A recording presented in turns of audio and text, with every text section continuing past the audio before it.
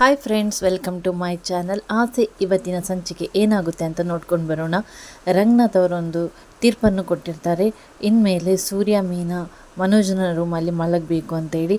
ಹಾಗೆ ಸೂರ್ಯ ಮೀನಾ ಇಬ್ಬರು ಕೂಡ ಅವರ ರೂಮಿಂದ ಮನೋಜನ ರೂಮ್ಗೆ ಶಿಫ್ಟ್ ಆಗಲಿಕ್ಕೆ ಹಾಸಿಗೆ ಮಂಚ ಎಲ್ಲವನ್ನು ರೆಡಿ ಮಾಡಿಟ್ಕೊಳ್ತಾರೆ. ಆಗ ಮನೋಜ ಕೂಡ ಅಲ್ಲಿಗೆ ಬರ್ತಾನೆ. ಮನೋಜ ಬಂದು ಹಠ ಮಾಡ್ತಾನೆ, ಮಮ್ಮಿ ನಾನು ನನ್ನ ರೂಮನ್ನು ಬಿಟ್ಕೊಡೋದಿಲ್ಲ, ನನಗೆ ಪ್ರೈವಸಿ ಅಂತ ಬೇಕು, ಹಾಗೆ ಹೀಗೆ ಅಂತ ಹೇಳ್ತಾನೆ. ಆಗ ರಂಗನಾಥ್ ಅವರು ಹೇಳ್ತಾರೆ, ಇಷ್ಟು ದಿನ ನೀನು ನಿನ್ನ ರೂಮಲ್ಲೇ ಮಲಗ್ತಾ ಇದ್ದೆ, ಇನ್ನು ಮುಂದೆ ಅವ್ರು ಮಲಗಲಿ ಅಂತ ಹೇಳಿ. ಅದಕ್ಕೆ ಶಾಂತಿ ಬೈತಾಳೆ, ಏನ್ರಿ ಮನೋಜ್ ದೊಡ್ಡ ಶೋರೂಮ್ಗೆ ಓನರ್ ಅಲ್ಲದೆ ಅವನು 5 ಡಿಗ್ರಿ ಓದ್ಕೊಂಡಿದ್ದಾನೆ, ಅವನು ಇಲ್ಲಿ ಹಾಲಲ್ಲಿ ಮಲಗೋದ? ಇಲ್ಲೆಲ್ಲ ಇದು ಯಾಕೋ ಸರಿ ಬರ್ತಾ ಇಲ್ಲ ಅಂತ ಹೇಳಿ ಶಾಂತಿ ಹೇಳ್ತಾಳೆ. ಅದಕ್ಕೆ ರಂಗನಾಥ್ ಅವರು ಹೇಳ್ತಾರೆ, ಇಷ್ಟು ದಿನ ಸೂರ್ಯ ಮೀನಾ ಇದೇ ಹಾಲಲ್ಲಿ ಅಲ್ವಾ ಮಲಗ್ತಾ ಇದ್ದದ್ದು, ಈಗ ಅವ್ರು ಮಲಗಲಿ, ಇವನು ಹೇಗೂ ಒಬ್ಬಂಟಿ ಆಗಿದ್ದಾನೆ ತಾನೇ ಅಂತ ಹೇಳ್ತಾರೆ. ಇವನಿಗೆ ಮದುವೆ ಆಗಲಿ, ಆನಂತರ ನಾನೇ ರೂಮ್ ಕಟ್ಟಿಸ್ಕೊಡ್ತೀನಿ, ಅದಕ್ಕೆ ತುಂಬ ಟೈಮ್ ಇದೆ, ಇವನಿಗೆ ಡೈವರ್ಸ್ ಆಗಬೇಕು, ಡೈವರ್ಸ್ ಸಿಕ್ಕಿದ ನಂತರ ಇವನಿಗೆ ಹೆಣ್ಣು ಹುಡುಕಬೇಕು, ಹೆಣ್ಣು ಹುಡುಕಿದ ನಂತರ ಮದುವೆ ಆಗಬೇಕು, ಆನಂತರ ಇವನಿಗೆ ಹೊಸ ರೂಮ್ ನಾನೇ ಕಟ್ಟಿಸ್ತೇನೆ ಅಂತ ಹೇಳ್ತಾರೆ. ಆಗ ಶಾಂತಿ ಏನು ಮಾತಾಡೋದಿಲ್ಲ. ಮನೋಜ ಮತ್ತೆ ಹಠ ಹಿಡಿತಾನೆ, ಇಲ್ಲ ನನಗೆ ನನ್ನ ರೂಮೇ ಬೇಕು, ನನಗೆ ಪ್ರೈವಸಿ ಬೇಕು, ಹಾಗೆ ಹೀಗೆ ಅಂತ ಹೇಳಿ.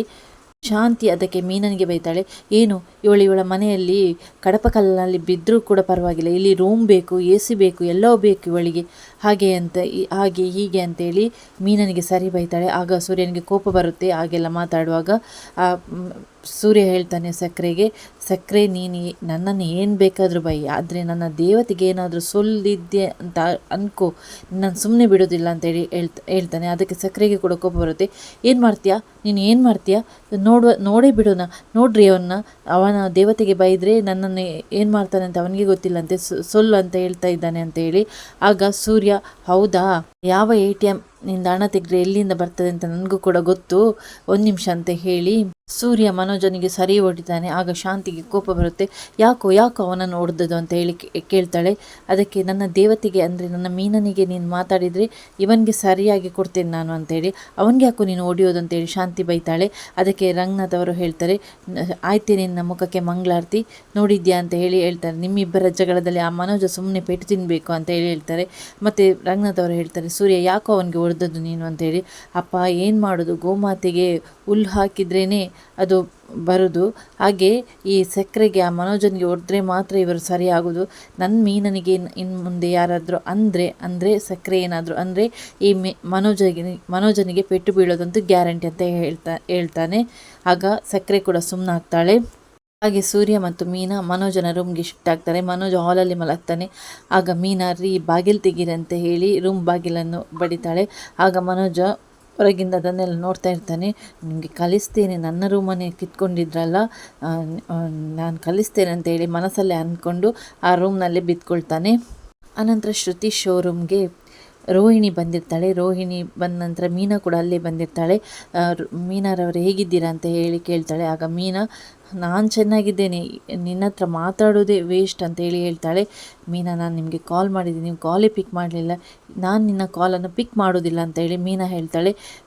ಅದಕ್ಕೆ ಯಾಕೆ ಮೀನಾ, ನಾನು ಏನು ಮಾಡಿದ್ದೀನಿ, ಏನು ಮಾಡಿಲ್ಲ ಅಂತ ಕೇಳು ಅಂತೇಳಿ ಮೀನಾ ಹೇಳ್ತಾಳೆ.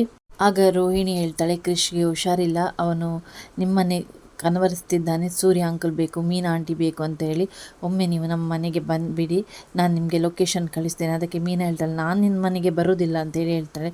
ಮೀನಾ, ಹೇಳೋದನ್ನು ಹೇಳಿಬಿಟ್ಟಿದೆ, ನಿಮ್ಮ ಬರೋದು ಬಿಡೋದು ನಿಮ್ಮಿಷ್ಟ. ಅದಕ್ಕೆ ಮೀನಾ ಹೇಳ್ತಾಳೆ, ನಿನ್ನ ಮಾತನ್ನು ನಂಬೋಕ್ಕಾಗಲ್ಲ, ನಿನ್ನ ಬೇಳೆ ಬೇಯಿಸ್ಬೇಕಂತ ಹೇಳಿದರೆ ನೀನು ಯಾರನ್ನೂ ಕೂಡ ಸಾಯಿಸೋಕ್ಕೂ ಕೂಡ ರೆಡಿಯಾಗಿರುವಂಥವಳು, ಅಪ್ಪನೂ ಬಿಟ್ಟಿಲ್ಲ, ಅಮ್ಮನೂ ಬಿಟ್ಟಿಲ್ಲ, ಇನ್ನು ಆ ಮಗುನ ಬಿಡ್ತೀಯ ಅಂತ ಹೇಳ್ತಾಳೆ.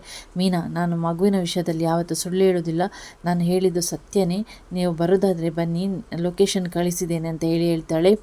ಹಾಗೆ ರೋಹಿಣಿ ಅಲ್ಲಿಂದ ಹೊರಟೋಗ್ತಾಳೆ. ಅನಂತರ ಶ್ರುತಿ ಕೂಡ ಅಲ್ಲೇ ಇರ್ತಾಳೆ. ಶ್ರುತಿ ಹೇಳ್ತಾಳೆ, ಮೀನಾ ಮರಿ, ನೀವೊಬ್ಬರೇ ಇದರ ಬಗ್ಗೆ ನಿರ್ಧಾರ ತಗೊಳ್ಬೇಡಿ, ಸೂರ್ಯನ ಹತ್ರ ಕೂಡ ಮಾತಾಡಿ, ಯಾಕೆಂದರೆ ಇದಕ್ಕಿಂತ ಮುಂಚೆ ಮನೆಯಲ್ಲಿ ಏನೇನು ರಾದಂತ ಆಗಿದೆ ನಿಮಗೂ ಕೂಡ ಗೊತ್ತಿದೆ ಅಲ್ವಾ, ಈ ಸಲ ನೀವು ಹಾಗೆ ಮಾಡಬೇಡಿ, ಸೂರ್ಯನ ಹತ್ರ ಕೂಡ ನಿಮ್ಮ ನಿರ್ಧಾರವನ್ನು ಒಟ್ಟಿಗೆ ತೆಗೆದುಕೊಂಡು ಮುಂದೇನು ಮಾಡಬೇಕು ಅನ್ನೋದನ್ನು ಯೋಚಿಸಿ ಅಂತ ಹೇಳ್ತಾಳೆ. ಸರಿ ಆಯಿತು ಅಂತ ಹೇಳಿ ಮೀನಾ ಕೂಡ ಅಲ್ಲಿಂದ ಹೊರಟೋಗ್ತಾಳೆ. ಹಾಗೆ ಮನೆಗೆ ಬಂದು ಸೂರ್ಯನ ಹತ್ರ ಪರ್ಸ್ನಲ್ ಆಗಿ ಮಾತಾಡಬೇಕು ಅಂತ ಹೇಳ್ತಾಳೆ ಮೀನಾ. ಅದಕ್ಕೆ ಸೂರ್ಯ, ಎಲ್ಲರೂ ಸಹ ಮನೆಯಲ್ಲಿ ಇರ್ತಾರೆ, ಅದಕ್ಕೆ ಸೂರ್ಯ ಹೇಳ್ತಾನೆ, ಯಾಕೆ ಮೀನಮ್ಮ ಇಲ್ಲಿಯೇ ಮಾತಾಡು ಅಂತೇಳಿ. ಆಗ ಮೀನಾ ನಡೆದಂಥ ವಿಷಯವನ್ನು ಹೇಳ್ತಾಳೆ. ಅದಕ್ಕೆ ಮನೋಜ್ ಹೇಳ್ತಾನೆ, ಇಲ್ಲ ಇವರನ್ನು ಕರೆಸೋದು ಅವಳ ಕುತಂತ್ರ ಬುದ್ಧಿಯಿಂದ ಶಾಂತಿ ಕೂಡ ಬೈತಾಳೆ. ಅವಳು ಏನೋ ಪ್ಲ್ಯಾನ್ ಮಾಡ್ಕೊಂಡಿದ್ದಾಳೆ, ಅದಕ್ಕೆ ಇವರನ್ನು ಕರೆಸೋದಂತೇಳಿ.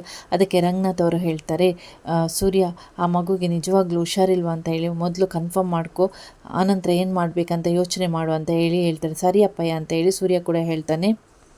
ರೋಹಿಣಿ ಕ್ರಿಶ್ಗೆ ಊಟ ತಿನ್ನಿಸ್ತಾಳೆ. ಅಷ್ಟೊತ್ತಿಗೆ ಡೋರ್ ಬೆಲ್ ಆಗುತ್ತೆ. ಆಗ ರೋಹಿಣಿಯ ತಾಯಿ ನೋಡ್ತಾರೆ. ಆಗ ವಿಶಾಲು ಮನೆಗೆ ಬಂದಿರ್ತಾಳೆ. ವಿಶಾಲು ಹೇಳ್ತಾಳೆ, ಏನಾಯಿತು, ಮನೋಜ್ನ ಬುಟ್ಟಿಗೆ ಹಾಕ್ಕೊಳ್ಳುವಂಥ ಕೆಲಸ ಅಂತ ಹೇಳಿ ಇನ್ನೂ ಕೂಡ ಆ ಶಾಂತಿಯ ದರ್ಪ ಇಳ್ದಿಲ್ಲ ಅಂತ ಹೇಳಿ ಹೇಳ್ತಾಳೆ. ಅದಕ್ಕೆ ರೋಹಿಣಿ ಹೇಳ್ತಾಳೆ, ನಾನು ನನ್ನ ಪ್ರಯತ್ನ ಮಾಡ್ತಾ ಇದ್ದೇನೆ ಆಂಟಿ, ಆದರೂ ಏನು ಮಾಡೋದು, ಅವರು ಇವಾಗ ನನ್ನ ಬಲೆಗೆ ಬೀಳ್ತಾ ಇಲ್ಲ. ಇವಾಗ ನನಗೆ ನನ್ನ ಮಗ ಮೊದಲು ಹುಷಾರಾಗಬೇಕು ಆಂಟಿ. ಇವನು ಕೂಡ ಸೂರ್ಯ ಮೀನ ತುಂಬ ಹಚ್ಕೊಂಡು ಬಿಟ್ಟಿದ್ದಾನೆ, ಅವರು ಬೇಕು ಅಂತ ಕನವರಿಸ್ತಾ ಇದ್ದಾನೆ. ಅದಕ್ಕೆ ವಿಶಾಲ್ ಹೇಳ್ತಾಳೆ, ಆ ಮಗುವಿಗೆ ಚಾಕ್ಲೇಟ್ ಬಿಸ್ಕೆಟ್ ಎಲ್ಲ ತಿನ್ನಿಸ್ಕೊಟ್ಟು ಆ ಮಗುವನ್ನು ಬುಟ್ಟಿಗೆ ಹಾಕ್ಕೊಂಡಿದ್ದಾರೆ. ಈ ಕೆಲಸ ನೀನು ಮನೋಜ್ನ ವಿಷಯದಲ್ಲಿ ಮಾಡಿದ್ರು ಅದು ನಿನಗೆ ಉಪಯೋಗ ಆಗ್ತಿತ್ತು ಅಂತ ಹೇಳ್ತಾರೆ. ಅದಕ್ಕೆ ರೋಹಿಣಿ ಏನು ಮಾತಾಡೋದಿಲ್ಲ. ನೋಡಮ್ಮ, ಆದಷ್ಟು ಬೇಗ ಮನೋಜನ್ನು ಇವನು ಹಚ್ಕೊಳ್ಳುವ ಹಾಗೆ ಮಾಡು, ಆಗ ನಿನ್ನ ಕೆಲಸ ಕೂಡ ಸುಲಭ ಆಗುತ್ತೆ ಅಂತ ಹೇಳ್ತಾಳೆ. ಸರಿ ಆಯಿತು ಆಂಟಿ ಅಂತ ಹೇಳಿ ರೋಹಿಣಿ ಕೂಡ ಹೇಳ್ತಾಳೆ. ಮತ್ತು ವಿಶಾಲು ಅಲ್ಲಿಂದ ಹೊರಟೋಗ್ತಾಳೆ. ಸೂರ್ಯ ಮಂಜನಿಗೆ ಫೋನ್ ಮಾಡಿರ್ತಾನೆ, ಆದರೆ ಮಂಜ ಫೋನ್ ಪಿಕ್ ಮಾಡೋದಿಲ್ಲ, ಅವನು ಬೇರೆಡೆ ಹೋಗಿರ್ತಾನೆ. ಆಗ ಆ ಫೋನನ್ನು ತಾರಾ ಪಿಕ್ ಮಾಡ್ತಾಳೆ. ತಾರಾ ಸೂರ್ಯನ ಜೊತೆ ಮಾತಾಡ್ತಾಳೆ. ತಾರನ ವಾಯ್ಸ್ ಕೇಳಿ ಸೂರ್ಯನಿಗೆ ಕೂಡ ಖುಷಿಯಾಗುತ್ತೆ. ಫಸ್ಟಿಗೆ ಫೋನ್ ಪಿಕ್ ಮಾಡುವಾಗ ತಾರಾ ಮಂಜ ಅಂತ ಹೇಳಿ ಮಜ್ಜಿಗೆ ಅಂತ ಕರೆದ್ಬಿಟ್ಟ.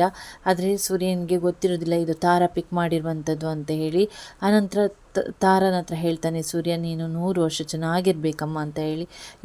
ಯಾಕೆ ಅಂತ ಕೇಳ್ತಾಳೆ ತಾರಾ. ಅದಕ್ಕೆ ಸೂರ್ಯ ಹೇಳ್ತಾನೆ, ನನಗೆ ಯಾಕೋ ಏನೋ ಗೊತ್ತಿಲ್ಲ, ಈ ತಾರಾ ಅನ್ನೋ ಹೆಸರಿನವರು ಯಾವತ್ತೂ ಖುಷಿಯಾಗಿರ್ಬೇಕು ಅನ್ನೋದೇ ನನ್ನ ಆಸೆ ಅಂತ ಹೇಳ್ತಾರೆ. ಸರಿ ಆಯಿತು ಅಂತ ಹೇಳಿ ಫೋನ್ ಕಟ್ ಮಾಡ್ತಾಳೆ ತಾರಾ. ಹಾಗೆ ಮಂಜ ಆಫೀಸ್ಗೆ ಬರ್ತಾನೆ. ಆಫೀಸ್ಗೆ ಬಂದ ನಂತರ ತಾರಾ ಹೇಳ್ತಾಳೆ, ಮಂಜ ನಿನ್ನ ಭಾವ ಫೋನ್ ಮಾಡಿದ್ರು, ನಾನು ನಿನ್ನ ಪರ್ಮಿಷನ್ ಇಲ್ಲದೆ ಫೋನ್ ಪಿಕ್ ಮಾಡಿದೆ ಅಂತ ಹೇಳ್ತಾಳೆ. ಓ ಹೌದಾ, ಸರಿ ಆಯಿತು ಅಂತೇಳಿ ಮಂಜ ಹೇಳ್ತಾನೆ. ಅದಕ್ಕಿಂತ ಮುಂಚೆ ಸೂರ್ಯ ಮಂಜನಿಗೆ ಫೋನ್ ಮಾಡಿರ್ತಾನೆ, ನೀನು ಇವಾಗಲೇ ಬರಬೇಕು ಅಂತ ಹೇಳಿರ್ತಾನೆ. ಅನಂತರ ಮಂಜ ಬಂದು ತಾರನ ಹತ್ರ ಹೇಳ್ತಾನೆ, ತಾರ ನನಗೆ ಒಂದು ಅರ್ಧ ಗಂಟೆ ಹೊರಗಡೆ ಕೆಲಸ ಇದೆ, ನಾನು ಹೋಗಿ ಬರಬೇಕಾ ಅಂತ ಹೇಳಿ. ಆಯಿತು ಸರಿ, ನಿನ್ನ ಕೆಲಸ ಮಾಡಿಬಿಟ್ಟು ಬಾ ಅಂತ ಹೇಳ್ತಾಳೆ. ಆಯಿತು ಮಜ್ಜಿಗೆ ಅಂತ ಹೇಳಿ. ಅದಕ್ಕೆ ಮಂಜ ಹೇಳ್ತಾನೆ, ನನ್ನ ಹೆಸರು ನಿನಗೆ ಗೊತ್ತಾಯಿತು ಅಂತೇಳಿ, ನಿನ್ನ ಭಾವನೇ ಹೇಳಿದ್ದು, ಶೇಬಿ ಭಾವೊಬ್ಬರು ಅಂತೇಳಿ ಮಂಜ ಮನಸ್ಸಲ್ಲೇ ಬೈಕೊಳ್ತಾನೆ. ಶ್ರುತಿಯ ತಂದೆ ಮತ್ತು ತಾಯಿ ನೀತು ಇದ್ದಂಥ ಮನೆಗೆ ಬರ್ತಾರೆ. ನೀತು ಕಾಲು ಮುರಿದುಕೊಂಡಿರ್ತಾಳೆ. ಆಗ ನೀತು ಬಾಗಿಲು ತೆಗಿತಾಳೆ. ಹೋ ಆಂಟಿ ಅಂಕಲ್ ಅಂತ ಹೇಳ್ತಾಳೆ. ಬನ್ನಿ ಒಳಗಡೆ ಕೂತ್ಕೊಳ್ಳಿ ಅಂತ ಹೇಳ್ತಾರೆ. ಆಗ ವಾಸುದೇವ್ ಹೇಳ್ತಾರೆ, ನಾವಿಲ್ಲಿ ಕೂತ್ಕೊಂಡು ನಿನ್ನ ಹತ್ರ ಮಾತಾಡೋಕ್ಕೆ ಬಂದಿಲ್ಲ, ರವಿಯೊಂದಿಗೆ ನೀನು ಮಾತಾಡಬಾರ್ದು ಹಾಗೆ ಹೀಗೆ ಅಂತ ಹೇಳಿ ಮತ್ತೆ ನೀತಿಗೆ ವಾರ್ನಿಂಗನ್ನು ಕೊಟ್ಟು ಹೋಗ್ತಾರೆ. ವೀಕ್ಷಕರೇ, ಈ ಸಂಚಿಕೆ ಇಲ್ಲಿವರೆಗೆ ಆಗಿದೆ. ನಿಮಗೆ ಏನಾದರೂ ಈ ವಿಡಿಯೋ ಇಷ್ಟ ಆದರೆ ಲೈಕ್ ಮಾಡಿ, ಹೆಚ್ಚಿನ ಜನರೊಂದಿಗೆ ಶೇರ್ ಮಾಡೋದನ್ನು ಮರಿಬೇಡಿ. ಸಬ್ಸ್ಕ್ರೈಬ್ ಮಾಡದೆ ನೋಡ್ತಿದ್ದೀರಾದರೆ ದಯವಿಟ್ಟು ಸಬ್ಸ್ಕ್ರೈಬ್ ಮಾಡಿಕೊಂಡು ವಿಡಿಯೋ ನೋಡಿ. Thanks for watching.